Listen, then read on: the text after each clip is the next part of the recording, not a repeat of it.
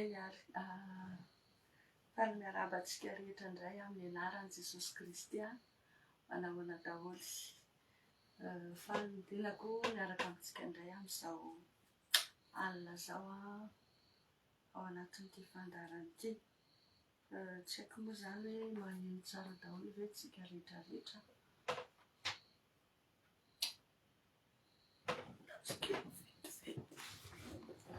Magnino tsara daholo ve tsika rehetra rehetra. Somary efa lala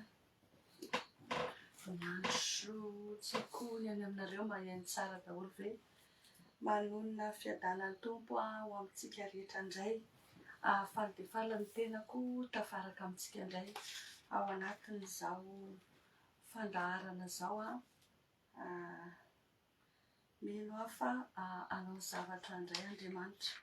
Hiasa indray Andriamanitra androany satria izy ny tompon'ny fotoana, izy ny mandamina ny zavatra rehetra.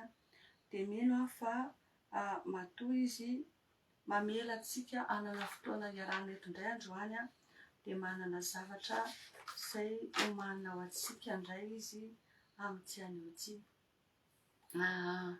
Mandra-piandriandro kely namantsika dia iangaviako ianao izay manaraka ny fandaharana izay efa tafiditra mba hizarana izany amin'ireo olona manodidina, mba hizarana fandaharana mba ahafahantsika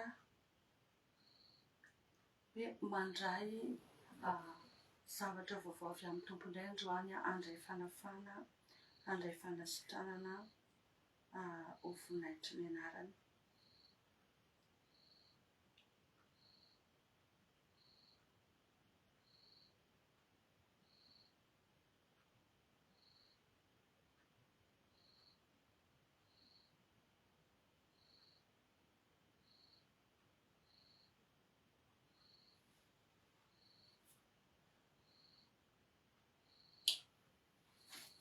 Eny ary faly tafaraka aminareo androany. Mino fa raha hijoro vavolombelona tsika manoloana ny vavaka izay nataontsika tamin'ny farany dia noko marimarina kokoa fa manomboka efa misy fiantraikany eo amintsika reny vavaka nataontsika reny.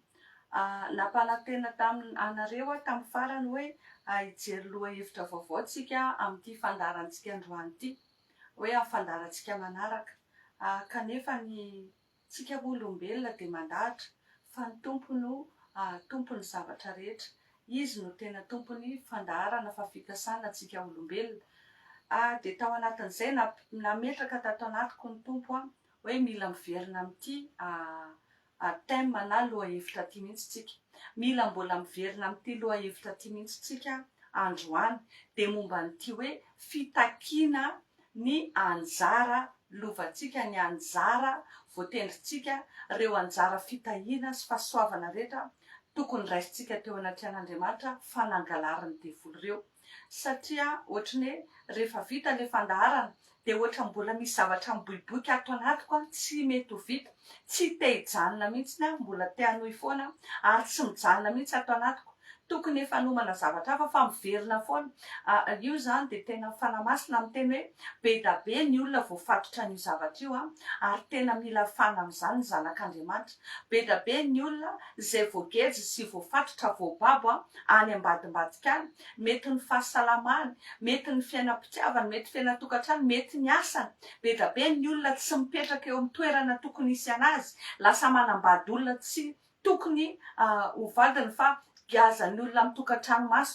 Lanin'ny lehilahy amin'ny fotoana verivery fotoana eo fotsiny, tsy hita hoe akavaty, tsy hita hoe inona. Lany fotoana amin'ireny, angalarin'ny devoly ny fotoanany, angalarin'ny devoly ny fahasalamany, angalarin'ny devoly ny asa fanompony, ny toerana tokony hisy azy eo amin'ny fiarahamonina, atakaliny olona.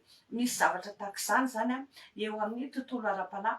Ary be da be ny olona voafatotra an'ireo zavatra ireo. Za koa ary mety misy sasatsasany amin'ireo mety mahakasika anahy fa ny tiako tiako tenenina hoe raha eto dia miara-mivavaka tsika. Raha eto tsy hoe za akory ny tonga lafatra, tsy hoe za akory ny tena hoe nandresy zavatra be da be, fa ampiasain'ny tompo dia manaiky ampiasain'ny tompo fa fantatro hoe ny Andriamanitra izay vavahantsika dia Andriamanitra miasaka tsisy masakana. Izay zany no teneniko atsika. Noho izany dia ampifaliana mino aho fa tsy hoe diso fanantenana nareo akory, fa miloko fa tena akasika anareo indray ity fampianarana ity, satria efa nanao an'ity tsika tamin'ny farany dia mbola mitoy tsika ary toy ao anaty vavaka matanjaka tsika androany. Mety misy fanazavana kely fotsiny eto aloha dia toy ao anaty vavaka matanjaka tsika mba ahafahantsika tena hoe mandrombaka, tena rombantsika mihitsy reo anjara voatendritsika ireo, tsy avelantsika zany intsony ireo. Za zao tao anatin'izay fotoana foy zany za manokana dia tsapako hoe ny zavatra be da be niova teo amin'ny fiainako manokana. Zany hoe tena miasa Andriamanitra ary mino aho fa nareo tsirairay avy dia mahatsapa an'izany. Dia tiako tenenina hoe ataontsika fikitra amin'i Jesosy. Ary izay nge ty fandaharana ity. Ny tanjon'ny fandaharana manko dia izao, tsy hoe ahatonganao hoe hiazakazaka ho any hitady mpanompon'Andriamanitra ary hiazakazaka hitady vonjy ary, fa mampianatra anao mihitsy hoe ianao mihitsy no mitondra ny fiainanao ny atỳ an-tompo. Satria za rehefa dia tena miteny hoe tsisy tahaka ny hoe ianao tompony no malala tsipirian'ny tena marary anao dia mitondra an'iny eo an-tongotry ny tompo. Zay, ary izay ny tanjon'ny fandaharana, mampianatra ny olona hivavaka, mampianatra ny olona haleo tena, mampianatra ny olona hanana fifandraisana matotra amin'Andriamanitra. Fa raha manao an'izany daholo tsika dia miampita tsika indray mampianatra manodidina antsika, dia za mino fa tena hoe androso Madagasikara, androso ny firenena rehetra ary tena hoe hitombo ny fanjakan'Andriamanitra. Izay ngamba ny fahazavana fohifohy mialohan'ny zavatra rehetra andaholontsika hivavaka tsika metraka amin'ny fotoana, hivavaka tsika hangataka ny herintsositra ny fanamasin'Andriamanitra, hanandratra an'Andriamanitra tsika n'aiza n'aiza ny toerana misy tsika, hivavaka tsika ny amin'ny fitaovana satria tena isaorana tompo fa orambe foana taty nisy orana foana ny après-midi ary tapatapaka ny jiro ny réseau tena ratsy fa rehefa nangataka hoe za Jesosy mangetaeta tianao direct efa napetrako taminao dia vao nanomboka nanao préparation dia nitsahatra ny orana ary tsisy intsony, nefa isak'aloko zao tena orambe mandra-parain'ny andro. Voninahitra ho an'ny tompo zany. Fantako hoe tena miasa Andriamanitra, tena tiantsika Andriamanitra ary mbola hangataka bebe koa tsika ny herintsositra hiasa feno mba ahafahantsika manatanteraka an'izao fotoana izao. Ary toy foana ny fanatriana dia misaraka eto ary zazainao fa Andriamanitra tena omba antsika foana mandrakariva mandra-batonga fataperan'izao tontolo izao araka ny teny. Raha eo manandratra anao indray izay eto amin'ity toerana ity, manandratra sy manome voninahitra anao izay Jehovah tompon'ny rainay, Jehovah tompo Andriamanitra rainay, satria Andriamanitra lehibe ianao, Andriamanitra tsara ianao. Misaotra tompo satria mbola niasa indray ianao androany dia nahafahanay nanana an'izao fotoana izao. Misaotra ny amin'ny fitantananao, misaotra ny amin'ny fambombanao, misaotra ny amin'ny famatsianao, ny lalana rehetra izay sokafanao. Isaorako anao Andriamanitra, mankasitraka anao izay ny amin'ny zavatra rehetra izay navelanao hisy, ny amin'ny fandaharanao izay navelanao hitranga indray amin'ity anio ity, ny amin'ny fitaovana rehetra izay ampiasainao. Isaoranay ny anaranao reny Andriamanitra, mankasitraka tompony amin'ny tontolo andro izay menao anay rehetra, ny hery sy tanjaka sy fahasalamana. Isaoranay ny anaranao, isaoranay ny amin'ny fotoana rehetra tompo izay menao anay, isaoranay ny valim-bavaka rehetra, misaoranay Andriamanitra ny amin'ireo karazana fahasoavana rehetra izay atopaka amin'ny fiainanay. Mankasitraka dada malala satria tena tsapanay hoe fitiavana ianao, tena tsapanay hoe mamindra fo aminay ianao ary mbola te hiasa bebe kokoa amin'ny fiainanay ianao matoa. Mbola nataonao indray hoe misy ny androany, misy izao fandaharana izao androany Andriamanitra manona ny rano izay manadio anay, ninona mampetipetina anay, ninona mandoto, ninona ireo karazana onde negativa, ireo karazana sarona, ireo karazana fefefo manodidina ny tsirairay avy any amin'izay misy anazy any, ireo karazana programa fahavalo, rehery mivesatra rehetra, ireo fanapitroka hery, pitroka ra, pitroka vavaka, manona ny rano ao mampanopona ao mamotika sy mandravana ireny amin'izao fotoana izao, n'aiza n'aiza misy ny tsirairay avy.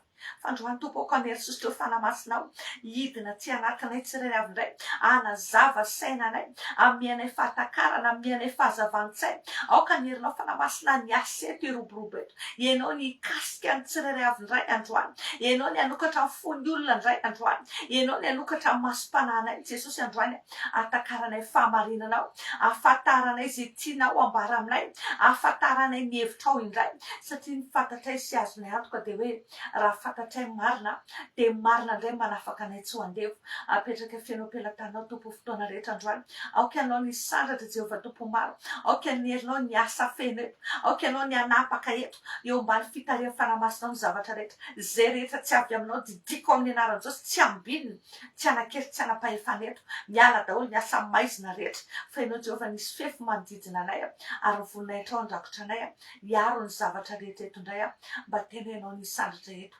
amin'ny anaranao Jesosy ny naovanay izany vavaka izany ka dia ataovy izay tianao atao mba voninay hatrao Andriamanitra renay amen.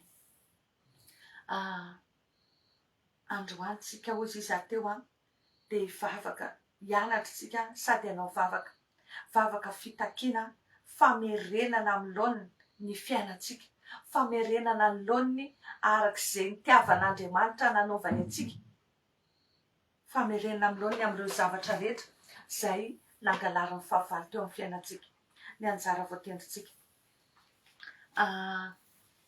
momban'izay ny fandaharantsika famelohan'izay de resaka aminao hoe inona foana moa ty hoe nangalarina ty mety misy aminareo zao gaga hoe fa ahoana azy zany nangalarina ahoana azy zany satria hoe inona foana azy zany ty zavatra resahan'ny soeraranao ty satria mety misy efa mahafantatra efa mahatakatra fa misy koa ny olona vaovao tena ohatrany hoe zavatra saritakarina be aminy ny zavatra resahantsika de zao mba hatonga atsika hoe même niveau mba hatonga atsika tena hoe tovy tsara ny longueur d'onde-tsika de zao azavaiko fohifohy hoe ohatrany ahoana zany hoe mombanao hoe nangalarina zany famantarana vitsivitsy no lazaiko anao misy karazana famantarana reto omeko anao rehefa vao mifony olona anankiray de anisany fomba anankiray amantarana hoe nisy zavatra nangalarina momba azy zany hoe nisy karazana volina zany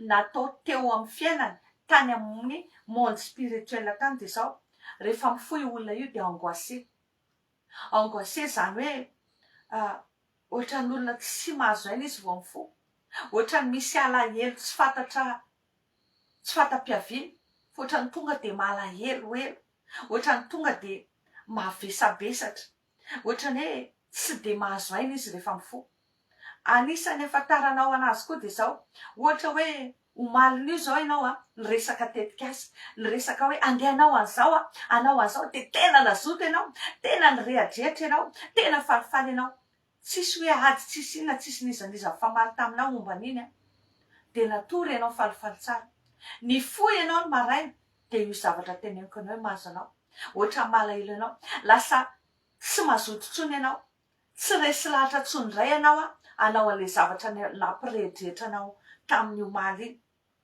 zany hoe lasa ny motivation anao nisy zavatra nangalariny fahavalo tao nisy zavatra nanotikodiny fahavalo tao anisany afantarantsika nyty koa de zao manofy ianao hoe misy mangalatra manofy ianao misy mangalatra ny zavatra ao manofy ianao misy mpangalatra tafiditra tao an-trano manofy ianao ohatrany hoe raha fahasalamana de zao manofy ianao hoe misy atao hoe operena ianao de didiny de misy tovanao alà ary za tena mampitandrina anao amin'ny anaran'i Jesosy fa raha nisan'ny olona manofy zavatra ohatr'izany ianao de mila raisinao sérieux tsara ty vavaka ty fa za efa nanofy tahaka izany hoe misy manao opération fa adiniko le nofy fa gaga fotsiny hoe marary be aty amin'ny ray anko aty fa raha tsy nitandrina za miresaka aminareo mety efa nalana ny ray anko satria any anatin'ny nofy ianao manofy hoe atao opération ka ny tovanao misy mangalatra de lasa marary ianao rehefa avy eo na tova marary ny ataony ao anatinao na le tovanao iny tsisy de lasa tsy maintsy hoe hodidinan'iny zavatra iny ianao rehefa avy eo misy zavatra ohatr'izany reny zany le karazana nofo hoe mangalatra reny nofo reny no manambara hoe misy mangalatra eo amin'ny fiainanao, misy alatra mitranga eo aminao any amin'ny tontolo ara-panahy zay mbola tsy mitranga eo amin'ny ara-nofo izy fa na hoela na hoaingana de tsy maintsy mipoitra eo aminao izy amin'ny tontolo hita maso, na hoe misy alatra zay miseho aminao any amin'ny tontolo ara-panahy asehon'Andriamanitra anao amin'ny alalan'ny nofo, amin'ny alalan'ny fahitana fanazavana ny zavatra efa misy tany aloha tany ary zay anisany fanazavana ny zavatra misy iainanao eo amin'ny fiainanao ankehitriny. Ohatra hoe manofy ianao, anisany afantaranao anazy koa de hoe manofy ianao ohatra hoe mahita tomobila latsaka ao anaty fotaka, mahita tomobila alevina any anaty tany, na hoe mahita zavatra alevina any anaty tany, manofy trésor ianao de trésor alevina anaty tany, na hoe manofy ianao de hoe mandeha mitady trésor, misy zavatra momba anao nangalarin'ny fahavalo, misy zavatra momba anao nafeno ny fahavalo de ny fanahinao mitady an'io tahakan'izany. Ohatra hoe manofy ianao hoe very ny lakile anao, tsy hitanao ny lakile anao, hoe andeha motrany ianao de tsy hitanao ny lakile anao. Za zao efa nisy taona nanofy ohatr'izany fa rehefa avy eo nanao prière de récupération andro vitsivitsy teriny de mahita olona mamerina lakile aty amiko ary tia mariako miala tsiny fa misy taona manoratra mieritreritra hoe reto no teneniko fa arakaraka fitarifana masina satria zay ny vavaka natao de misy hevitra miboiboika be de misy taona lasa miteny aingana satria raha vao tsy teneniko aingana iny de adiniko, misy zavatra tsy eritreretiko mihitsy fampatsievofana masina rehefa miresaka manatrika atsika ohatr'izao de na izana ianareo eo koa rehefa voarevele de tsy maintsy teneniko aingana lesy. De ohatr'izany zao misy taona le olona mamerina lakile le olona ao anatina nofy fa za miteny anao reny karazana nofy lakile reny koa de tena sarobidy fa efa tratran'izany de rehefa nangataka hoe prière de récupération tahak'izao nataoko andro vitsivitsy tateriny namerina lakile le olona de mila mitandrina tsika ny amin'le karazana nofy tahakan'ireny, mila mitandrina atsika ny amin'ny manodidina atsika, ny amin'ny fahitana, ny amin'ireo karazana zavatra zay tsapatsika tonga de tonga ao anatytsika tampoka tsy araka ny zay eritreretinao, zavatra tenen'ny fanamasina atsika ireny satria reny mifono mistera manazava ny antony zavatra izay misy eo amin'ny fiainatsika amin'izao fotoana izao. Raha hijeritsika ny ao amin'ny soratra masina, ny ao amin'ny soratra masina de ohatra hoe ny ao amin'ny Matthieu toko 7 ny 9:1-3 misy an'le tantara hoe ny vahoaka ny Jesosy nandeha nitory-teny tany an-tendrombohitra de nanaraka azy ny vahoaka be be de ozy izy ty andininy ty hoe ary noho ny nahita ny vahoaka Jesosy izy de onena azy ny fijerin'ireo satria nampahantraina ireo ka nafoy toy ny ondry tsy misy pia. Nampahantraina ireo, hitanao la onena Jesosy ozy izy nijery an'ireo vahoaka reo satria nampahantraina ireo. Tadidiro ry havana fa raha namorona ny olombelona Andriamanitra de zao nataony ary fomba daholo ny zavatra rehetra zay vao nataony olombelona.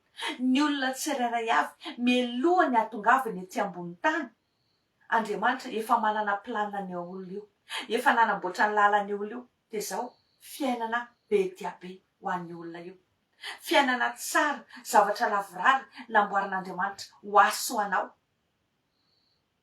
Mbola tsy ary fady angesika de efa natsoan'Andriamanitra tamin'ny anarantsika, efa mifidy atsika izy, efa nanomana ny tsara indrindra ao atsika izy. Ny zavamisy nefa de zao azafady, ny zavamisy nefa de zao misy olona mbola tsy teraka akory izy de fa angalariny fahavalo ny anjara masoandro ny kintany, vao teraka izy de fa lasa ao anatiny aiza. Misy zavatra ohatr'izany ety ambany masoandro ry havana, misy zavatra be da be mitranga ohatr'izany ety ambany masoandro fa saingy ny olona variana. Fa Jesosy teto de tena tantarain'ny soratra masina hoe onena ozy izy, onena izy ao amin'ny Matthieu toko 7:4 misy an'le izy hoe onena izy raha nahita ndreo vahoaka ireo satria ny fijeriny areo izy de nampahantraina ary nafoy toy ny ondry tsy misy mpijery.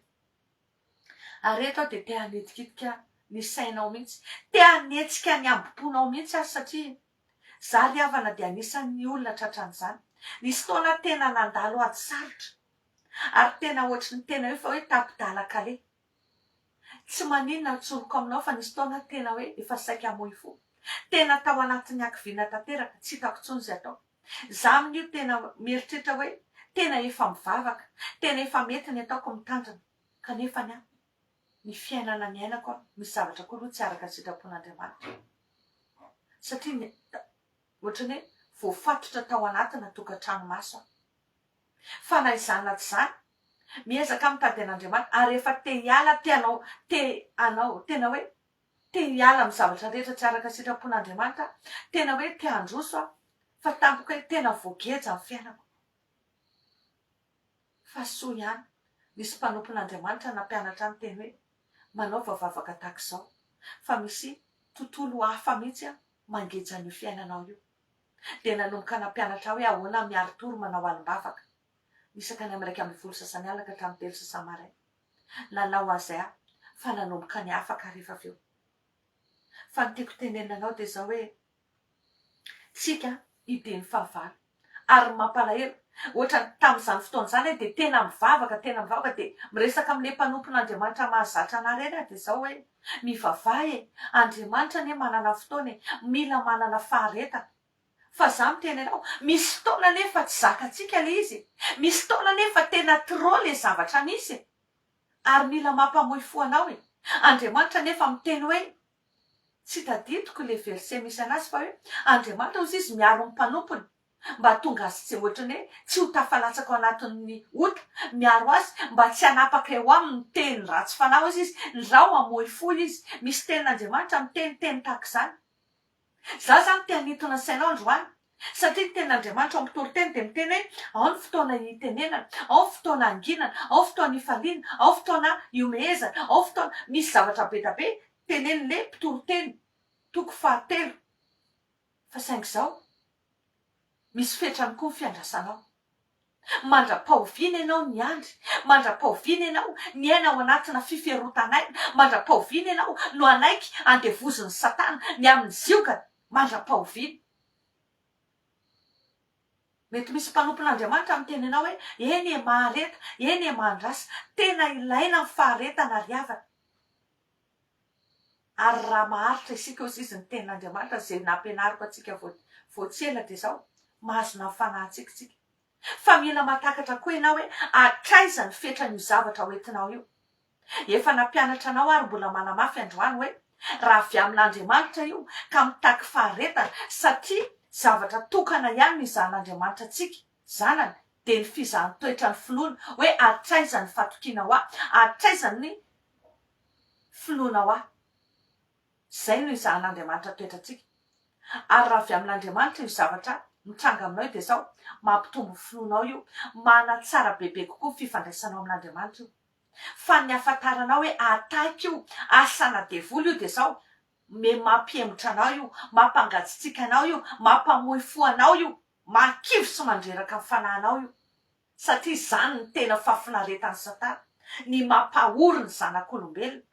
Andriamanitra tsy tia zany hoe mampalahelo na mampahory ny zanak'olombelona zany ozy izy ny ten'Andriamanitra.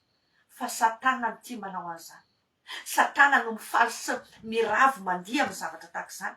Noho izany mila tsapanao manomboka androany hoe iza ny ao ambadika ny zavatra mitranga aminao io, iza ny fototry n'ireo fahorianao reo.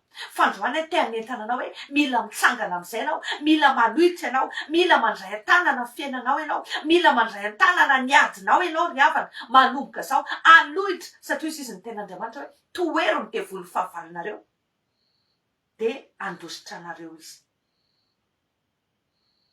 Be da be manko tsika ohatrany hoe variana de ohatrany hoe miandry ny tompo fa matahotra satria indraindray sao de ianao mieritreritra an'izany nefa ny fahavalo manao ny ataony farany ianao tafalatsaka, farany ianao tafiditra ny anatiny fandrika ny fahavalo ihany. Fa miteny ianao manomboka androany hoe mila mitsangana tsika. Ary raiso adidinao satria zonao ary tena tokony ataonao mihitsy ny mitaky ny rariny eo anaty an'Andriamanitra, ny mitaky ny anjara voatendrinao eo anaty an'Andriamanitra, reo zavatra rehetra mombanao nangalariny fahavalo reo. Misy amintsika anie zao mahatsiaro mihitsy hoe taloha falifaly ravoravo tsara, zao lasa tsisy fifaliana intsony. Misy amintsika anie nahatsiaro hoe taloha nafana fo be ny vavaka nanompo an'Andriamanitra, fa zao very le anjara fanomponao, very ny fiainam-pananao, lasa olona mangatsiatsika tanteraka.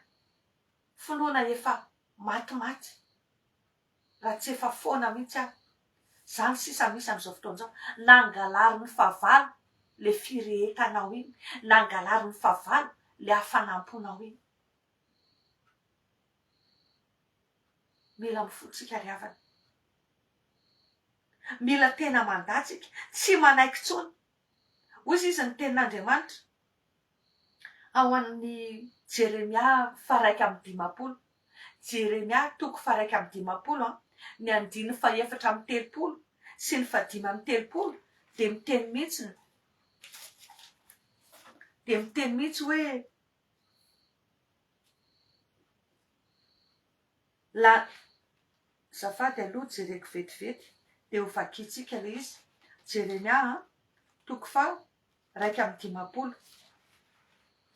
de ny 9:4-30 ka hatramin'ny 5:30 de hoe ozy izy de le teny voasoratra ato hoe efa lany Nebokadnezara mpanjaka amin'ny Babilôna izahay, naringana izahay, napetrany toy ny vata tsy misy entana izahay, na eliny toy ny fielin'ny mamby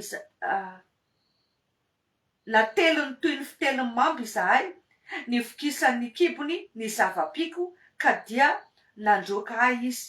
Ary ny mponina aozina anao hoe anody any Babilôna ny lozana ny Joasy sy ny nofoko, ary aoka Jerosalema anao hoe anody ny mponina any Kaldea ny rako.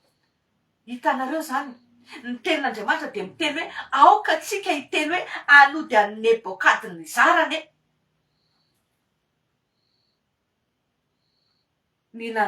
ny lozana anjoa sy ny nofoko. Reo zavatra nanjoantsika reo, mila miteny zany tsika hoe anody anazy ane io, anody azy ane io. Ny tenin'Andriamanitra ao amin'ny Isaia 7:20 ny 9 koa de miteny hoe Jehova io izy teny amin'ny avaratra hoe avoay, ary teny amin'ny atsimo hoe azatazonina. Tena tsika zany tena mila miteny, tena mila mandidy hoe avoay. Satria hozy izy Jesosy hoe zay mino ahy ny asa ataoko no ataony koa. Ary efa nomeny Jesosy fahefana zazainao, mila mandidy tsika, mila miteny ny avaratra tsika, mila miteny ny vazantany efatra tsika, mila miteny ny atsimo tsika, avoay, azatazonina. Raha tsy zany ange Andriamanitra ry havana tsy miteny hoe de omenanao ny rakitra any amin'ny maizina sy ny arenana fenina any amin'ny mangingina. Misy zavatra momba sy mombanao ezan'ny fahavalo tazomina any ambadimbadika any, giaza ny fahavalo any amin'ny maizina any amin'ny mangingina. Raha nampianatra anareo aho fampianarana momba ny fanandrano sy ny zazavavin-drano, ataovy recherche ao amin'ny groupe raha ohatra ka olona vaovao ianao manaraka an'ity fandarana ity, eo amin'ny groupe ianao de manao recherche fotsiny hoe fanandrano sy ny zazavavin-drano. De nampianatra anao aho tamin'izay hoe ao amin'io ranomasina io no hitehirizana ny arena zay mifehany zao tontolo zao. Ary be da be amintsika no manana arena zay tokony atsika giaza amin'ny fahavalo any anaty rano.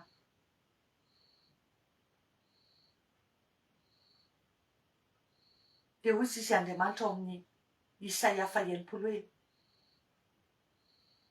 de ho tarihana any aminao ny arenan'ny ranomasina hozy izy, ary ny arenan'ny firenena findrao aminao. Zany ny programan'Andriamanitra ankiso aminao. Kanefa nangalary ny fahavalo reo, nangalary ny fahavalo ny momba atsika, nangalary ny fahavalo ny anjara voatendretra tokony atsika. De hozy izy ny tenin'Andriamanitra ao amin'ny Isaia 7:20 hoe azo alaina ao amin'ny mahery va ny sambotra, na ho afaka va ny baby marina, ny sambotry ny mahery aza dia laina ihany ozy izy ary ho afaka mibaby marina satria Jehovah Andriamanitra no miajinajinao. Tenin'Andriamanitra anie zany. Jehovah no miajinajitsika. Zany hoe tsika zany tsy tokony hipetrapetraka tsony. Tsika zany tsy tokony anaiky lembenana, anaiky tereny fahavalo, hipetraka ao ambany zioga, tsika tereny miaina amin'ny fiainana. Zay tsy tiany ihany omeny atsika. Tsy haiko na azonao le izy. Zavatra ratsy avy aminy any omeny atsika. Ho atsika zay manana fianakaviana mpanompo sapy, mpanompo razana, reny fianakaviana mpangataka fitahina amin'ny razana manao famadiana reny olona occultiste reny mpanao magia, reny olona mpanompo sampy reny. Za miteny ianao zay manana fianakaviana reny, na tsy fianakaviana fa manana olona mifaneraseranao tahaka izany, na any am-piasana na hoe namana. Za miteny ianao, Satana nge tsy manana fitahiana zany. Satana nge tsy mahay manome fitahiana zany. Ary Satana tsy mahay. Jehovah Andriamanitra no mampamorona ary izy no manapaka amin'izao rehetra zao. Satana tsy mahay manao an'izany. Fa saingy zao ny anjara fitahianao, ny anjara fitahiana tokony ho ahy no angalariny reny dia aviliny makany amin'ireo olona manompo anazy ireo. Ny anjara fitahiana sy ny anjara fitahiana ho ahy blokeny dia asitriny any ambadimbadika any, dia ampiasaina amin'izay tiany hanaovany azy any. Re zava-tsoa atsika reo angalariny, zay le hoe nangalariny, nateliny zava-piko ozy izy. Zay le voalohany soratra teo. Nateliny Nebokadnezara ny zava-piko. De nateliny tahaka ny fihinamamba ozy izy ny zava-piko.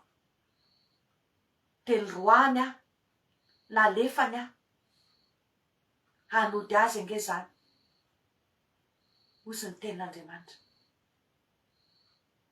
Tsika variany tsika mieritreritra hoe ety amin'izao tontolo izao ny ahitanareo fahoriana.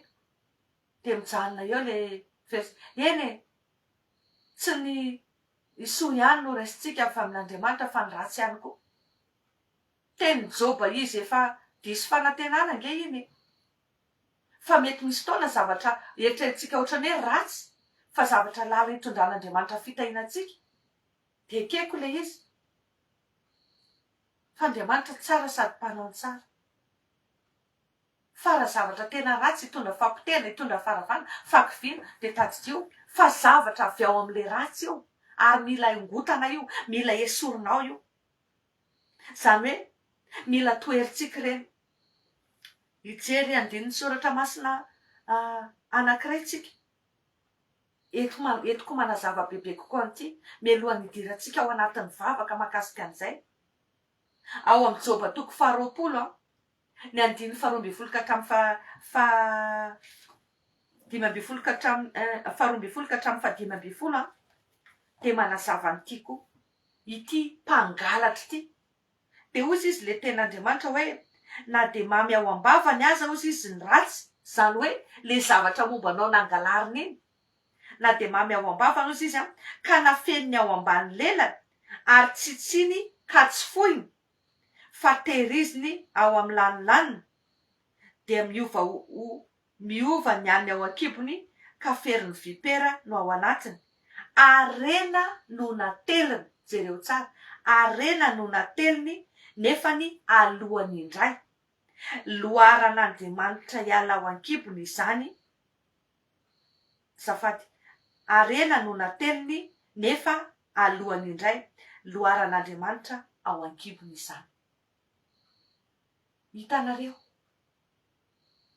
amin'ny tontolo ara-panahy, amin'ireny asa délivrance sy vavaka fanafana ataonay olona reny, de mahita zavatra betabe tahaka izany zay.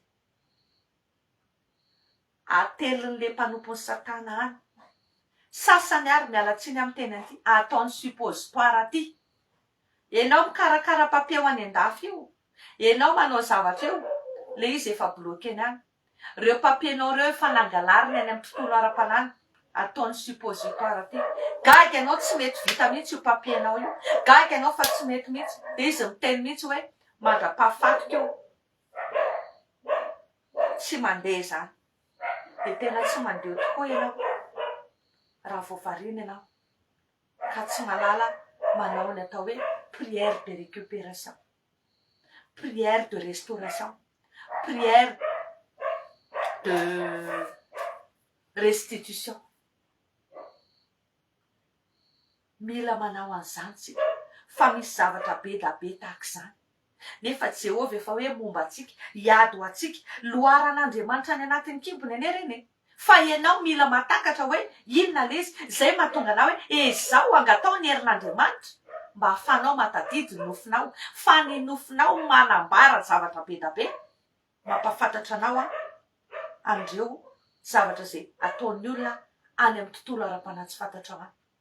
Rehefa mifantoka tsara tsika tena feno vavaka tsika misy zavatra ohatrany tonga de manazava ao aminao ao tonga de azonao daholo ny zavatra rehetra. Fantanjony devolo manko de ny anafina andreny anao ahatonga anao olona tsy manam-pahalalana. Teo izy ny teny any Petera hoe matimaty foana tahaka amin'ny biby tsy manam-pahalalana. Fa zany tsodrananao amin'ny anaran'i Jesosy. Ianao tsy le olona ho fatifaty foana zany, tsy maintsy matateraka mission an'izay nampanaovan'Andriamanitra anao aty ambony tany ianao amin'ny anaran'i Jesosy. Zay ianao vao mandao ny tany. Manapitra ny andronao rehetra ianao, ny isan'ny andronao rehetra ianao amin'ny anaran'i Jesosy. Fa tsy matimaty foana zany. Zay vao miala ety ambony tany amin'ny anaran'i Jesosy. Reo anjara voatendrinao rehetra reo takitsika amin'ny anaran'i Jesosy reo tsy maintsy miaina an'ireo ianao, mianoka an'ireo ianao, zay ianao vao miala eto amin'ity tany fandalovana ity satria natsoina hitondra ny voninahitry ny anaran'Andriamanitra ianao, tsy ho menatra anao afa-baraka izany ianao. Fa za manentana anao mila mitsangana tsika. Aza varintsika fa indraindray ny olona miteny hoe mivavaha mivavaha foana, ny fahorianao efa ndivitra anao, efa kivy anao efa reraka, mivavaha fivavahana ohatry ny ahoana. Mila vavaka tena bien ciblé le izy ry havana, mila vavaka tena hoe makasika tsara le problemanao ary zay ny tena tanjontsika. Mila tena mandona, vavaka tena mandona andreo hery rehetra zay mikitikitiky anao reo. Za tena mamety olo-tsainanao, mandresy lahatra anao mihitsy ny mpivavaka de tena olona malemy fanahy, fanahy Kristy mandeha amin'ny fitiavana. Fa za miteny anao, reo mpanompo ny Satana, reo olona mandrebireby anao, reo olona mamotika ny fiainanao reo mpamosavy ny fiainanao reo, raha lenao ne varimbariny, reo ane tsy varimbariny, ianao tsotsotra tsara ianao tsilailay amin'ny tele, milalao telefona siny, fa reo mavita miaritory, manao sorona, mifadiana, mandeha any tendrombohitra, manao ny rehetrarehetra, amotika sy andravanao.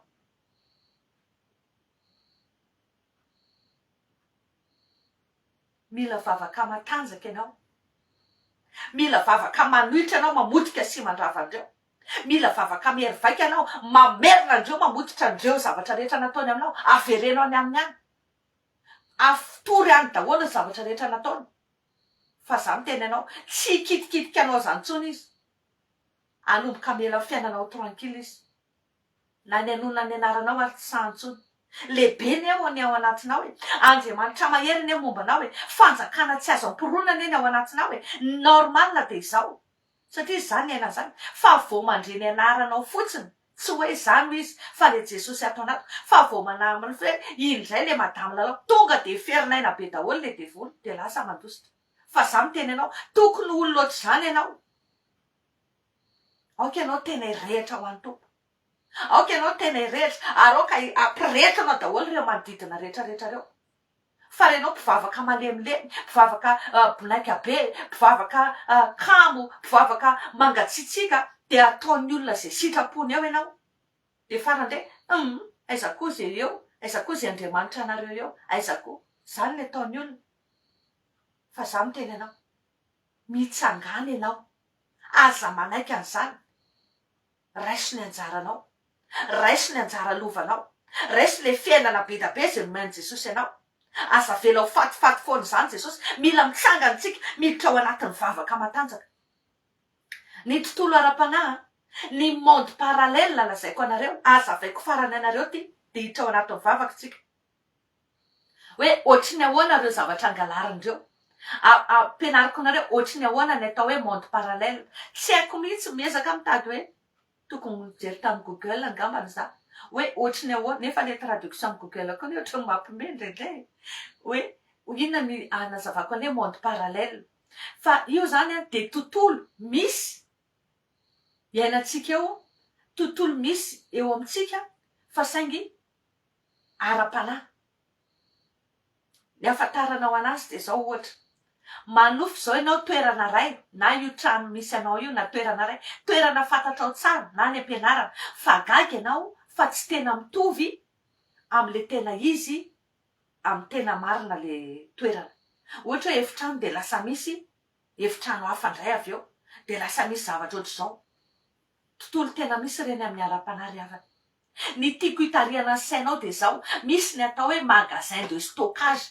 any amin'ny monde parallèle misy ny atao hoe coffre fort any amin'ny monde parallèle ankoatran'ireny hoe monde sous-marin any amin'ny monde souterrain any ambanin'ny tany any anatin'ny fasana any anatin'ny vato any anatin'ny hazo any anatin'ny ramasina nisy fotoana nisy zavatra zay netiko ambavaka tsy tadidiko tsony izy fa ngambany efa 3 taona lasa zay no ohatry zany tsy tadidiko tena fonako fa sao de tsy marina fa tena io zavatra io aizy any amin'ny planeta no afeniny zareo any amin'ny planeta no afeniny zareo anatina vavaka deloma hitako amin'ny tontolo ary nieritreritra mihitsy le olona hoe tsy ho hitako mandrakizay le izy satria izy any nafeniny any amin'ny planeta fa zaho amin'ny teny anao sady mampahery anao mahery ny ao anatinao noho ny amin'izao tontolo zao mahatonga anao varim-bariana tsy mahita io mety masonao mihitsy micaptureny zareo any raha olona sensible anao taloha amin'ny fahitana amin'ny nofy zao ianao lasa tsy manofy tsony récupéreo maso-pananao récupéreo ny sensibilité spirituelle anao fa micaptureny zareo any zay ary anisan'ny sinana capture ianao manofy misy makasary capturenao zay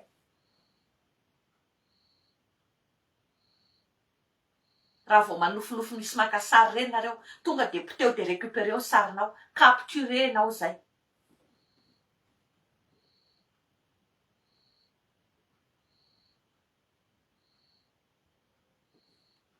mino fa foy ny fampianarana fa satria tsy kiditra ao anatin'ny vavaka manjary lasa lava de lava ny fotoana misy olona ny sahirana manaraka ny vidéo satria hoe lava loatra afaka micomprendre ihany hoe satria ny connexion koa mety hoe lafo fa de zahantsika hoe amboarina ny fotoana mba hafana hoe sady miditra atsika ao anatin'ny vavaka amin'ity an'ity de mangataka aminao hoe averimbereny foana mety tsy androany any tsika mety mbola iverina am'ity tsika arakaraka fitarian'ny tompo fa averimbereny foana ty vavaka ty mandra-pahazahoanao ny anjaranao de tohizo hitaro araka zay fitariany fanamasina anao fa za miteny anao aza manaiky aza manaiky aza manaiky zany fa nahoana ny ratsy fanahy no ambinina fa nahoana ny ratsy fanahy no irehare fanananao nke de izy no mirehare aza manaiky zany tsony ry havana zay ny fanazavana mino aho fa vonitsika mino aho fa voniny ianao androany iza daholo ny voniny iza daholo ny voniny akan'ireo rakitra any amin'ny maizina reo arenana fenany amin'ny mangingina momba anao rehetra reo iza daholo ny vonina akan'ireo karazana fitahina sy valim-bavaka rehetra tokony raisinao hatramin'izay na fenimpenina any amin'ny séjour de mort any mety misy olona efa maty nangalatra ny zavatra ao mety milevina miaraka aminazy any fongoaro tany asay vaovokany didio amin'ny anaran'i Jesosy na olona rehefa olona io na olombelona io na olona efa maty na fanaratsy takeo aza manaiky tsony fa mialohan'izay de zao ndaolontsika ifony andaotsika aloha ifony ao anatrehany tompo satria matoa nisy reny zavatra reny de nisirika nisy toerana nafanidra teo fiainatsika matoa nisy reny zavatra reny de nisy manodidina atsika nanolotra atsika tao anatiny reny misy karazana atao hoe mauvais lien fifandraisana ratsy tsy araka ny sitrapon'Andriamanitra. Mety misy tontolo tsy mety manodidina atsika, mahatonga atsika tafiditra ao anatin'ireny kafoazy ireny. Mila ifona atsika ao anaty an'Andriamanitra ireny. Mifantoka tsara tsika. Tena tsory jereo hoe inona mety misy tsy ho voateny keto mihitsy fa ianao malala hoe inona ny zavatra tena tsapanao mbola mamatotra anao. Fa raha olona tena vonona hivavaka ianao, raha olona tena hoe mahatsapa ianao tena hoe olona efa manana etaeta ary miezaka manao ny famarina araka ny sitrapon'Andriamanitra, no mahatsapa ianao hoe misy zavatra tena tsy mety azonao mihitsy, mety misy zavatra tena hoe mombanao mihitsy, gazan'ny fahavalo, manasa anao hiditra ao anatin'ity vavaka ity. Fa raha ohatra kosa ianao mbola olona manana fitondran-tena adaladala, olona mbola sady andeha hoe ry sy ery, malofi fitondran-tena, olona tsy manao ny fahamarinana fa mbola tia kely mangalangalatra, olona misy loka an'Andriamanitra amin'ny ampahafolo-karena, olona manao zavatra tsy araka ny fahamarinana, dia za miteny anao, aza manao an'ity vavaka ity zany ianao fa voamay ianao potika. Voamay ary ianao mety ho potika. Satria ireo tsy te hamotsitra ny mombanao zany. Tsy te hamotsitra moramora ny fahasoavanao sy ny anjara fitahianao zany ireo. Tsy te hamotsitra anao tena hoe izy nieritreritra hoe efa afera klasé iny, efa milamina iny, efa lasany ianao. Tsy nieritreritra mihitsy izy hoe ianao hifoha amin'ny toromasom-panahinao. Ka hitady nirika rehetra izy mbola hanamelohana anao bebe kokoa indray any amin'ny tribonalin'ny Losiferany. Dia ho mafy ny anjoanao. Fa raha ohatra kosa ianao ka tena efa vonona, tena hoe hiditra ao anatin'izay fanamasinana teny izay, dia za miteny ianao, aza kivy ianao. Satria possible ry zareo hiditra ao anatin'ny nofinao, ary reny ny ahafantaranao hoe nandaitra tsara ny vavakao, manomboka manafinafika anao izy anatin'ny nofy, manomboka misy zavatra fafampotrany anofinao, manomboka miataky. Satria izy te hampiororo anao. Te hampiororo anao izy. Dia ianao lasa te hamafisalasalana ny anatinao. Fampianariko anao din'izao sahady. Indraindray ry zareo nitarehanao, nitareha manodidina, tarehan'ilay mpanompon'Andriamanitra mihitsy, nentiny mody manofy any aminao any, mafisalasalana ny anatinao. Fa za aloha miteny anao ny Satana, nitarehako sy momba tsy azo etoetinao amin'ireo olona ireo zany, amin'ny anaran'i Jesosy. Raha kofako amin'ny ran'i Jesosy dia miafin'i Jesosy miasa amin'ireto, fa may ianao raha vao mikitikitika anahy. Amin'ny anaran'i Jesosy, za tsy manaiky an'izany. Fa miteny amintsika hoe misy fomba ohatr'izany fomba fiadiny zareo. Fa raha vao misy an'izay dia tonga dia tokony ho tonga saina ianao hoe nandona mafy izay ilay vavakao. Na anakorotana ny tontolon'ny Losifera amin'ny vavaka nataonao. Dia manomboka amin'ny riposta izy. Fa toy izy foana, toy izy foana, toy izy foana. Fa tsy maintsy mamotsitra izy amin'ny anaran'i Jesosy. Tsy maintsy mamotsitra izy satria ny fahefana rehetra na ny an-danitra ny ety-tany hatrany tany tsy maintsy manaiky ny anaran'i Jesosy. Rehefa ataonao amin'ny anaran'i Jesosy dia tsy maintsy manaiky izy.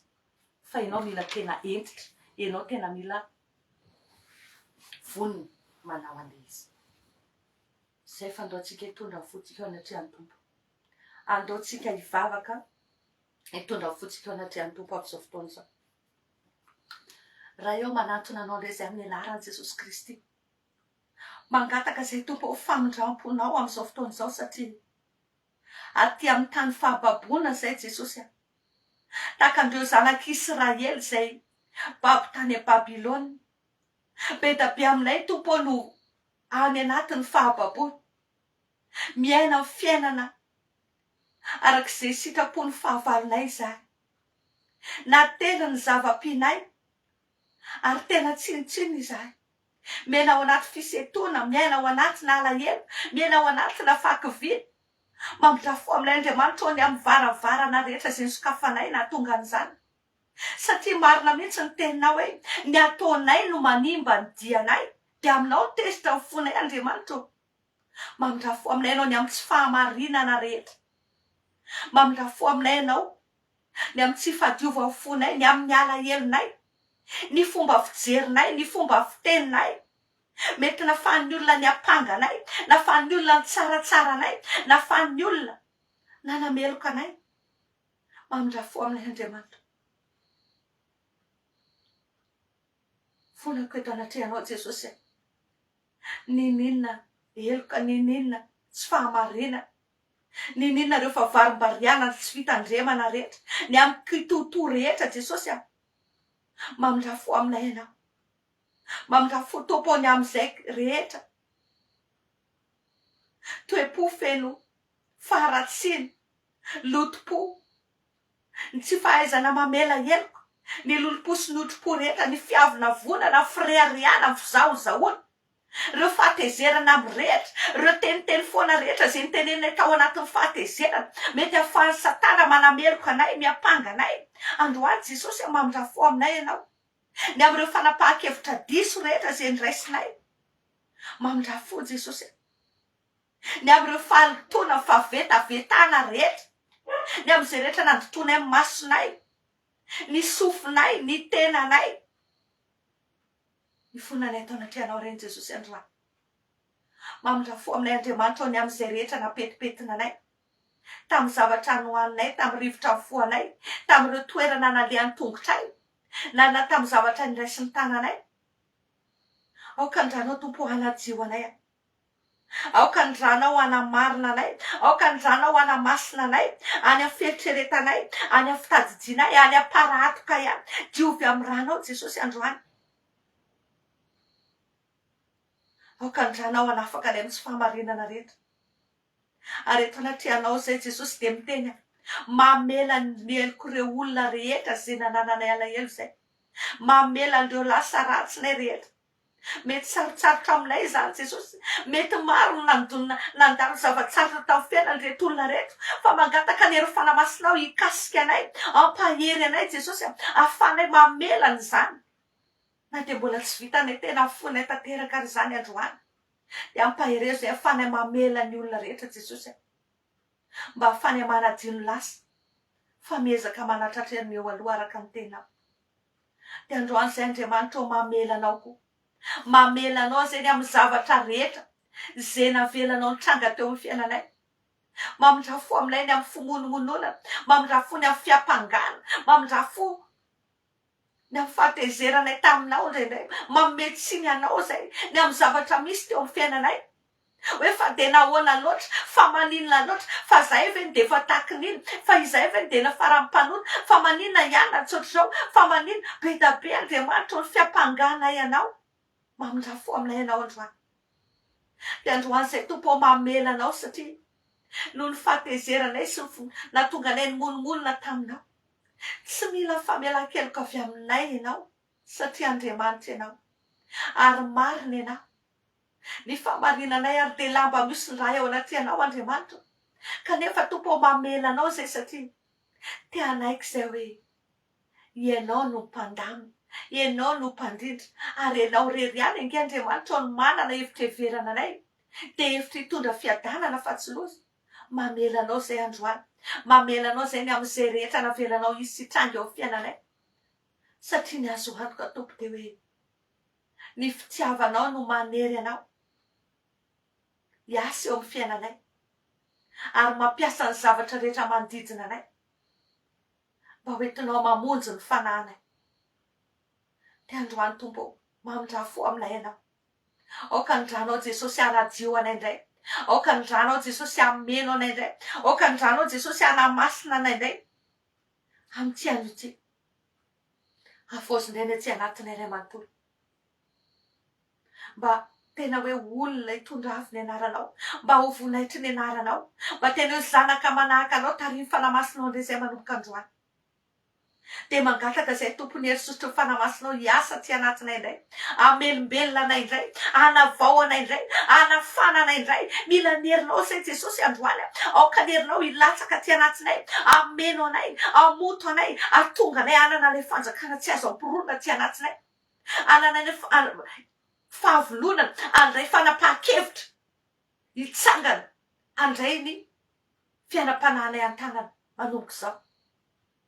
Omeo ny herinao zay Jesosy, le hery ahafanay mandresa ny hery rehetra nanafavana, omeo ny hery sosotrao zay ahafanay mandresa ny lela rehetra zay miady aminay, omeo ny herinao zay ahafanay manisaka menarana sy maingo mandresa ny hery rehetra noho ny amin'ny anaranao Jesosy, satria anao nefa mampanaiky ny zavatra rehetra ao ambany tongotray. ka nerina tompo hiasa fenao tsy anatiny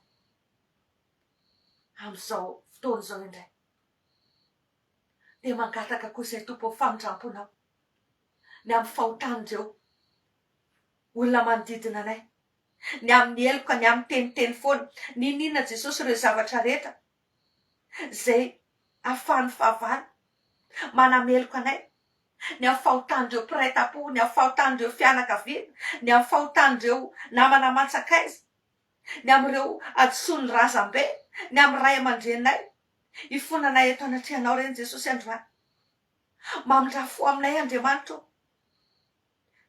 ny amin'ireo karazana fomba mampanao rehetra ny amin'ny asana fanompo-tsapo Jesosy zay mampisaringoringotra anay vokatry ny zavatra ataon'ireny olona manodidina anay reny ny amin'ireo sapy ny amin'ireo zavatra tehirizina any anatin'ny tokantrano any mamindrafo aminay Jesosy ninona ireo zavatra zay manameloka anay na fahansatana miapanga anay vokatry ny zavatra ataon'ireo olona manodidina anay reo amin'izao fotoana izao ifonanay tao anaty-anao koa izany aoka nydranao amafanyireny aoka nydranao anadio an'ireny aoka nydranao anafaka anay ao anatin'ireny amin'izao fotoana izao dia amin'ny anaranao zay Jesosy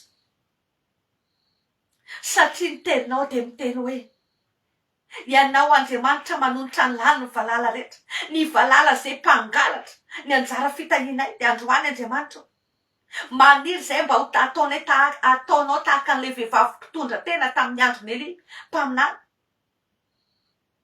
hoe ianao nanonotra ny lany ny valala rehetra eo amin'ny fiainanay tsirairay avokoa manomboka androany koa amin'ny anaranao Jesosy ny amin'ny tenay sy andravanay ireo karazana zavatra rehetra zay natao mifavaly teo amin'ny fiainanay ninona Jesosy ireo karazana fomba mampanao rehetra zay nentin'ny fahavalo nangalatra nandroba nambabo anay tsirairay avy reto androany ifonanay eto anatrianao zany fahafanay zany androany potera isina avany amin'ny ranao zany niza teo amin'ny ankonanay teo amin'ny ray raha aminay ray anarana aminay Jesosy nanolotra anay teo am-pelantanan'ny Satana ny varotra anay nanakalo ny momba anay ny fahasoavanay ny anjara voatendrinay androany lavinay amin'ny anaran'i Jesosy zany lavinay amin'ny anaran'i Jesosy ireo zavatra rehetra ireo fifanarahana rehetra natao makasika anay tany ambadibadika tany na consciemment zany na inconsciemment androany poteko siravako amin'ny ran'i Jesosy reny dia laviko tsy ambinina tsy anakery tsy anapahefana tsy ananjara ny fiainako amin'ny anaran'i Jesosy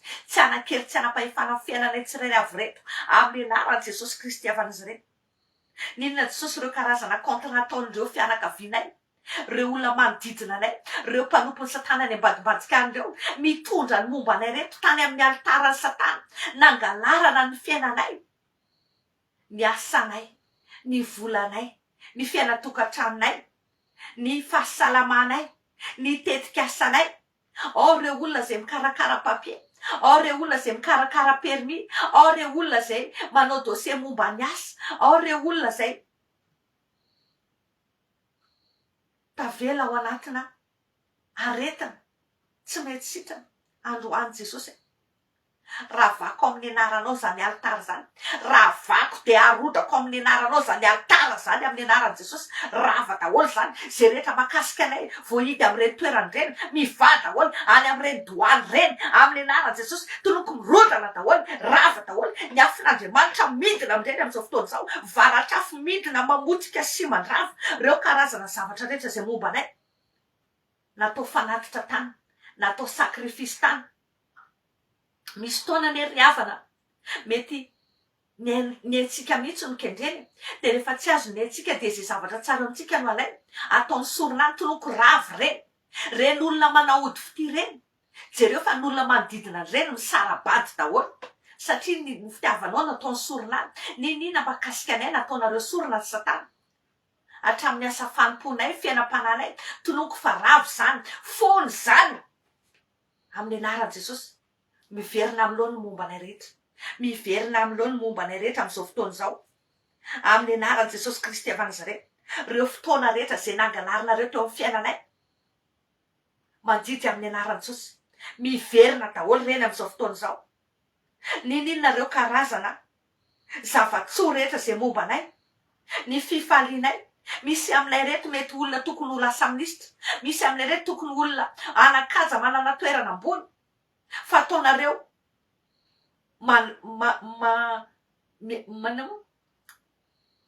manao ny asa tsy tokony ataony. Androany tonoko tapaka zany ozony zany, tapaka ny ozona sy ny hery rehetra mamatotra anay am'ireny toerany reny. Mangataka Jesosy naiza matorana ny tenanay ny ainay fananay tsirairay avy am'izao fotoana zao.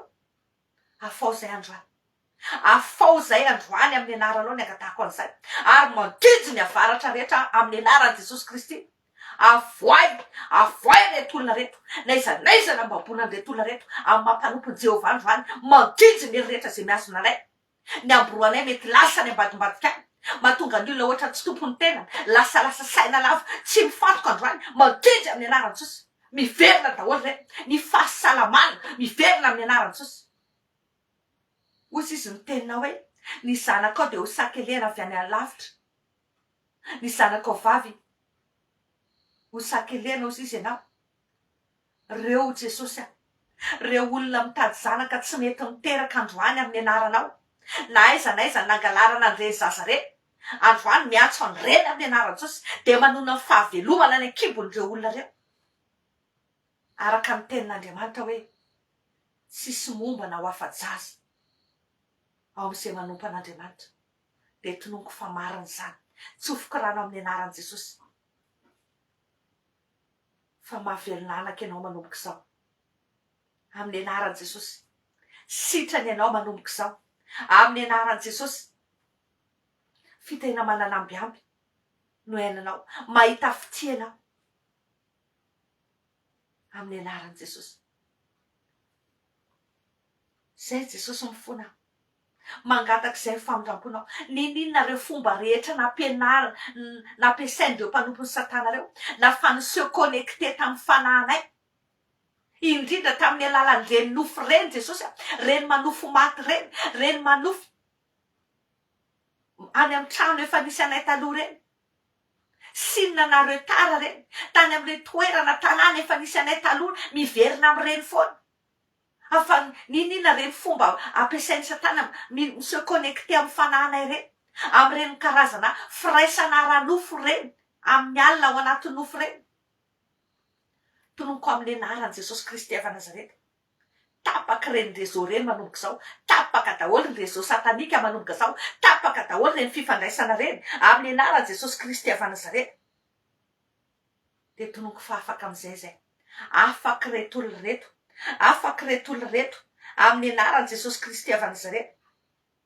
Satria rehefa ny zanaka ny manafaka dia afaka izay ozy izy ny ten'Andriamanitra. Dia androany mandridy amin'ny anaran'i Jesosy araka an'izay lalàna voasoratra amin'ny Exodosy 2:20 hoe ny mpangalatra zay tratra olona tanana ozy izy dia tsy maintsy mamerina an'izay rehetra nangalariny ary manolotra an'izany avondroa eny. Androany avy ireny izay rehetra mahakasika anay amin'ny anaran'i Jesosy Kristy avy Nazareta. Ny anjara voatendry rehetra tokony raisinay nangalarinareo, ny temps de réalisation an'ireny. Taddio ry havana fa misy fotoana ianao mangataka mamerina valim-bavaka nefa ny temps de réalisation indray capturé. Ny fotoana efa nikendren'Andriamanitra ny tanterana io capturé. Dia gaga ianao ohatra ny efa akaiky ilay izy nefa tsy mety tanteraka fa takia ohatra amin'ny fotoana. Ny calendrier de réalisation indray takianay amin'ny anaran'i Jesosy. Miala ny tananao Satana, tsy ambinina, tsy anankeri, tsy anapahefana, tsy ananjara amin'ilay zany ianareo. Amin'ny anaran'i Jesosy Kristy avy Nazareta, avoay daholo miantso amin'ny anaran'i Jesosy reo anjara fitahiana rehetra tokony raisinay amin'ny anaran'i Jesosy, na ny anaty tany, na ny anaty rano, na ny amin'ny habakabaka sy ny tontolon'ny lanitra rehetra, any amin'ny kintana amam-bolana rehetra. Androany amin'ny anaran'i Jesosy avoay izay rehetra mahakasika anay, na ny amin'ireo olona efa maty rehetra reo, avoay daholo amin'ny anaran'i Jesosy, na amin'ny anaran'i Jesosy avoay daholo any amin'ireo olona rehetra zay manompo an'ireo mpanompony Satana ireo, avoay daholo. Jereo tsara fa na reny toerana fiantsenanao reny, reny magazay, mpanao fandroritana reny, mpanao fitariam-barotra reny. Za miteny anao mangalatra aminao nge reny, mangalatra aminao, ifonay reny, tapao fifandraisanao reny, takio daholo zavatra rehetra mahakasika anao nangalariny reny. Fa tsy fantatrao fa mangalatra aminao reny. Za zao dia tena mijoro vavolombelona zany mihitsy. Fa misy zavatra tena tsapanao ary rehefa tonga ianao ohatrany inona fitenin'le olona anazy ohatrany tsy tokony tenanao ohatrany tenanao oatra mividividy ino mahatonga anao oatra mividy zavatra tsy tokony ho vidinao akory ary indraindray manao dépense indûment effectué égale miverse vola any amy zareo androany verina daholo reny amin'ny anaran'i Jesosy Kristy avy an'zareo reo karazana fandanidani-poana rehetra zay nataonay ny fomba rehetra nentinareo nandandany volanay rehetra androany amin'ny anaran'i Jesosy foana daholo reny ravanay reny miverina aminay reny voly reny miverina aminay 7 fois 100 fois plus reny voly reny amin'ny anaran'i Jesosy Kristy avy an'zareo reo vola lanilany foana rehetra teo amin'ny fiainanay nangalarinareo androany miverina aminay amin'ny anaran'i Jesosy miverina anay ary oneranareo avy zato eny reny oneranareo avy zato eny reny amin'ny anaran'i Jesosy Kristy avy zay tsy manaiky zany tsony ampy zay ampy fantana ampy fiferotanana ampy fakofina ampy ny fampitena sy ny faravana fandroany zay mila mamirapiratra aminay voninaitr'Andriamanitra naiza toerana nangalarana ny anjara masoandronay ny kitanay ny vola fiainanay androany récupérenay zany alainay zany amin'ny anaran'i Jesosy de tonoko ny rano Jesosy miasa am'ireny mirestaurer an'ireny mamerina an'ireny amin'ny laoniny de ho marina aminay ny ten'Andriamanitra hoe ny masoandronay tsy lentika intsony ny volanay tsy soka intsony indrindra ho an'izay manompo an'Andriamanitra zay mamerina maro amin'ny fahamarinana araka an'izay voasoratra ao amin'ny Daniela de ho marina aminay Jehovah ny tenina hoe ho an'izay mamerina amin'ny rano maro amin'ny fahamarinana dia mirapiratra tahaka ny kitana mandrakizay doria dia mirapiratra tahaka ny kitana mandrakizay doria zay amin'ny anaran'i Jesosy Kristy avy an'Nazaret tsy anjaranay tsony ny fampitehana ny faravana fiferotanay fa tonoko fa amin'ny anaran'i Jesosy tsy ho afa-baraka zany zay tsy ho menatra zany zay adino ary nenatra ny fahatanoranay fa zay rehetra tezitra aminay no menatra sangaya amin'ny anaran'i Jesosy Kristy avy an'Nazaret amin'ny anaran'i Jesosy Kristy avy an'Nazaret miantso an'ireo fitaovam-piadiny lanitra amin'ny anaran'i Jesosy ny kofafa fandringanan'i Jehova androany aoka amin'ny mafandreo ratsy fanahy rehetra reo olombelona rehetra reo olon'leo razana rehetra reo karazana fanahy ratsy rehetra zay miodiody mangalatra eo amin'ny fiainako reo amin'ny anaran'i Jesosy oka mikofafanao Jehova mafandrena reo karazana Jean satanika rehetra reo mpiatsara velatsihy rehetra zay mody manantonantona anay mody miresadresaka maka information maka ny momba ny atsipiri-piainanay mba afany mangalatra aminay afany manodikodina fiainanay androany ary ngano daholo reny esorina avitra anay reny amin'ny anaran'i Jesosy Kristy avy an'Nazaret aoka hipotra daholo reny aoka hipotra daholo ny planany reny aoka hipotra daholo ny marina amin'ny anaran'i Jesosy tsisy afaka hitsara velatsihy aminay zany tsony tsisy afaka hiafinafina zany tsony fa ho exposé daholo reny manomboka zao amin'ny anaran'i Jesosy Kristy avy an'Nazaret amin'ny anaran'i Jesosy Kristy avy an'Nazaret no angatahako an'izany mangataka Jehova tompo maro amin'ny anaran'i Jesosy tehirizo ny tsirairay avy tehirizo ny anjara voatendretra tokony anay aoka ny ranao andrakotra an'ireny aoka ny herinao ny asa ao anatin'ireny amin'ny anaran'i Jesosy de ho marina aminay ny tena hoe fahasoavana sy famindram-po ny anaraka anay amin'ny andronay rehetra anatona anay reny fitahiny reny ny herinao ny asa ao anatin'ireny milokalize anay reny manomboka zao de rakofanay amin'ny ranao reny Jesosy de mangataka tompo ao fiarovanao feno aminay tsirairay avy ary ho feno zay ary ho feno fomba mampanao anay Jesosy satria anao no Andriamanitra ary mba tianay hoe olona ankasitrahanao zay andeha araka ny sitraponao de fehezo amin'ny ranao zay Jesosy ny vavanay mba tsy hitondra fanafitohinana ao anay ny tenanay mba tsy hitondra fanafitohinana alavo anay ny ankonanay Jesosy tehirizo apetraka ampelantanao mba tsy hitondra fanafitohinana ao anay ny olona manodidina anay ny fiainanay ny asa mampanandraranay ny ninona Jesosy tontolonay rakofo de diovy sy amasinao amin'ny ranao mba tsy hitondra fanafitohinana ao anay mba tsy hanokatra varavarana ao an'ny satana intsony fandroany tompo mangataka izay a ny ry fanamasinao hiasa ty anatinay tsirairay avy indray ahatonga anay olona mendrika sy vonina indray ny fitahinao aoka nositra ao ampahita fitianay aoka nositra ao Andriamanitra ao anavaka anay aoka nositra ao amme anay ny hery afanay mandeha araka ny sitraponao afanay mitianao amfonay rehetra sy fananay rehetra sy ny rehetra afanay manetry tena ho mbany fitarianao Jesosy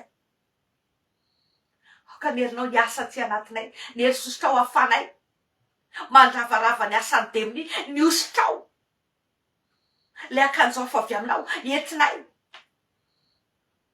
mamotika sy mandrava ny ambainday ny satana sy ny firongon-drehetra manodidina anay ary de tsisy ajanona eo alohanay tokoa reny mba voninahitrinarana ampy izay jesosy ny fahoriana ampy izay ny andro lasa fandroany izay manaika hitondra zioganao de le sady maivana no mora araka ny tenao satria tompo malemy fanasady sy navinam-poenao de apetraka eo ampelantananao tompo ao fiainana indray apetraka eo ampelantananao indray momba ny rehetra apetraka eo ampelantananao fiainany rehetra vahoakanao tsirairay avy ireo enao niary enao nitantana enao no omban'ireo jesosy ampaherezo ireo ary tehirizo ny fanoloran-tenanay rehetra mandra-pahatonganao any amin'ny rano lanitra de aoka tompo tanteraka aminay ny teninao hoe ny fiainanay ety an-tany tahaka ny any an-danitra miaina fiainana finaritra izay ao anatina fifaliana ao anaty fifankatiavana ao anaty firaisan-tsaina fiaino famera-piratavoninahitrao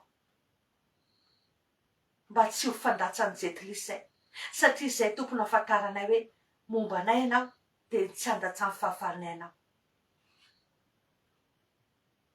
ka de misandrata ianao misandrata andrianao jehovah tompo maro amin'ny tsaina ity misaotranao zay amin'ny fotoana rehetra nafahanay ny fampivavaka teto mety fohy ny fotoana jesosy voafetra noho ny amin'ny antony maro kanefa tompo fantatro fa ianao de loharano tsy mety ritra ny fanamasinao miasa miboiboiky manitatra mampitombo mameno zay banga rehetra teto satria aminao jesosy kristy ny tompo ny fahafenona rehetra de misandrata tompony amin'ny zavatra rehetra anatitaonay teto misandrata amin'ny fiainany tsirairay avy raha misy dera saotra tompo de atolotra ao anao satria ianao no antony zavatra rehetra ianao no manapaka sy nanome anay fotoana indray nafahanay niara-mifampivavaka teto tamin'ny tianao ity de isaoranay indrindra ny anaranao ary amin'ny anaranao jesosy ny andrindrinako amin'ireo varavarana rehetra na avy any amin'ny razambe na avy any amin'ny avambady na avy any amin'ny tontolo manodidina fiarahamonina asa namana matsakaiza na taiza na fanofavalo niditra na mely anay ny sirika de tompoko mirindriny zany amin'ny anaran'i jesosy ny mpangalatra rehetra fatotra any amin'ny elo any didina tsy miverina tso mandrakizay amin'ny anaran'i jesosy kristy avy Nazareta ary aoka ny sabatrao anenjika andreo karazana fanaratsy rehetra zay mbola maditra mbola miinsista mitady anenjina anafika anay mitady anao zavatra fafa aminay amin'ny ty alina ty rapitso amin'ny tontolon'andronay rehetra aoka ny sabatrao amely andreny reo fanaratsy mitady anafinafika any anatin'ny nofy andoto anay aoka ny sabatrao amely andreny amin'ny anaranao jesosy ny angatahako an'izany fa manonona kosa tompo fitsarana fenao avy aminao fiadanana avy amin'ny jesosy kristy ho anay tsirairay avy zay rehetra androanay sy nylavinay dina tsy miverina tso mandrakizay amin'ny anaran'i jesosy ny fanampamalifaty rehetra koa afatotra amin'ny anaran'i jesosy kristy avy Nazareta tsy hamalifaty aminay sy ny ankonanay ny fianakavianay namana mantsakaizanay indrindra reo mifanerasera aminay nankolaka na mivantana ny mpanasoanay rehetra ny fanananay rehetra reo anjara fitena sy fahasoavana ny anjara voateny rehetra tokony ho raisinay fa sy ho fefy zay jehoka de aoka mivoninahitra mindrakotra anay de misaotra indrindra tompo ny amin'ny zavatra rehetra misaotra fa miasa ianao any ambadimbadika mankasitraka indrindra raiko amin'ny anaran'i jesosy amen amen amen amen zay ny vavaka nataontsika androany isoarana ny tompo misaotra anao nanaraka hatramin'ny farany koa ny tompo ane ombanao fiadana ny tompo tononoko aminao de mino fa isy dingana vaovao indray ho diavinao ao fiarana amin'ny tompo de le tsara makany amin'ny tsara voninahitra makany amin'ny voninahitra aoriana zay vavak'izay mame fotoananao manaraka de hiditra indray tsika hoe amin'ny loha hevitra hoe ahoana avy ny fomba tokony ataotsika ahafahatsika mandray le fiainana be da be le fiainana le fitahina mitobaka eo anatrehan'Andriamanitra loha hevitra tena tsara le izy satria ny zavatra tena nomeny tompo zany de hoe zavatra tena hoe ahoana daholo inona daholo ny tsy metimety rehetra tokony amboarina inona daholo ny fepetra tokony raisina ahafahatsika miditra ao amin'ny programan'Andriamanitra ao anatin'ity 2024 ty satria ny Andriamanitritsika de tsy le Andriamanitra miteny hoe andraso foana fa zao Andriamanitra miteny hoe antsoy te ho valiko ianao te anehoako zava-magaga sarom-patarina izay tsy fantatrao. Zay aloha anaovako veloma mahafinaritra mirary soa antsika rehetra dia tahiny tompo daholo.